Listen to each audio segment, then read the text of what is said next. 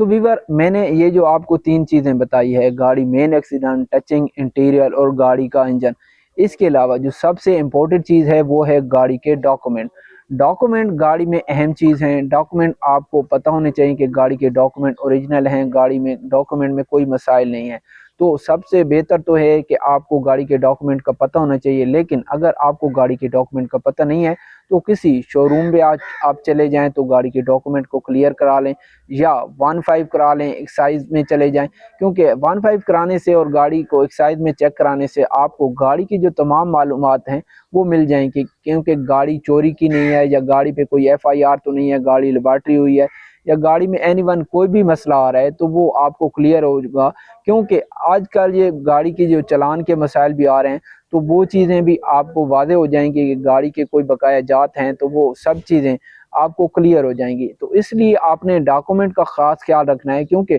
Document ہی مین چیز ہوتی ہیں گاڑی کو سیل کرتے وقت۔ گاڑی آپ پرچیز تو کر لیں گے، لیکن جب آپ گاڑی سیل کرنے لگیں گے تو ڈاکومنٹ کی وجہ سے بہت بڑے پرابلم آ سکتے ہیں، جس کی وجہ سے آپ کا بہت بڑا لاس آ سکتا ہے۔ تو جس سے آپ کو بچنا ہے، تو اس لیے آپ نے ڈاکومنٹ کا خاص خیال رکھنا ہے اور ڈاکومنٹ کلیئر کرنے ہیں۔